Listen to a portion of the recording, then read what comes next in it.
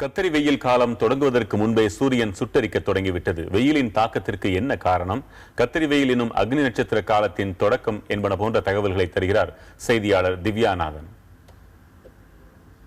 அனல் காற்றுடன் கூடிய வெப்பம் மக்களை வாட்டி வதக்கி கொண்டிருக்கிற இந்த நேரத்துல இதற்கான காரணம் பின்னணி என்ன அப்படின்னு நம்ம பார்த்தோம் அப்படின்னா, ஒரு புறம் பசிபிக் பெருங்கடலினுடைய நிலப்பரப்புல ஏற்படக்கூடிய அந்த வெப்பநிலை மாற்றமான அந்த எல்னினோ அப்படின்னு சொல்லப்படுற நிகழ்வினுடைய தாக்கம் அப்படின்னு அறிவியல் ஆய்வாளர்கள் வந்து சொல்றாங்க.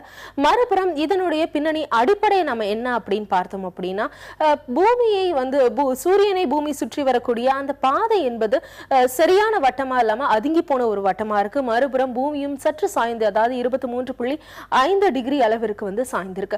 இந்த நேரத்துல சூரிய கதிர்கள் விழுவதை பொறுத்து ஒவ்வொரு நாடுகளிலும் வெப்பநிலை, அதாவது காலநிலை என்பது வந்து வேறுபடுது. சில நாடுகள்ல கோடை காலமாகவும் சில நாடுகள்ல வந்து குளிர்காலமாகவும் இருக்கு. அந்த விதத்துல பார்த்தோம் அப்படின்னா, மார்ச் மாதம் தொடங்கி இந்தியா உள்ளிட்ட நடுகோட்டிற்கு மேலே, அதாவது ஈக்வட்டாருக்கு மேலே வடக்கே உள்ள நாடுகள்ல வந்து சூரிய கதிர்கள் செங்குத்தா விழும்போது அந்த நாடுகள்ல வந்து கோடை காலமா இருக்கு. அதே மாதிரி அந்த நடுகோட்டிற்கு கீழே உள்ள நாடுகள், தெற்கே உள்ள நாடுகள், அதாவது ஆஸ்திரேலியா, தென்னாப்பிரிக்கா, நியூசிலாந்து, அர்ஜென்டினா போன்ற நாடுகள்ல குளிர்காலம் நிலவுது. இதன் காரணமா காலநிலை என்பது வந்து மாறுபடுது. இந்த நேரத்துல குறிப்பிட்ட தகுந்த ஒரு விஷயம் என்ன அப்படின்னு நம்ம பார்த்தோம் அப்படின்னா, அக்னி நட்சத்திரம் அப்படின்னு சொல்லக்கூடிய கத்திரி வெயில் காலம்.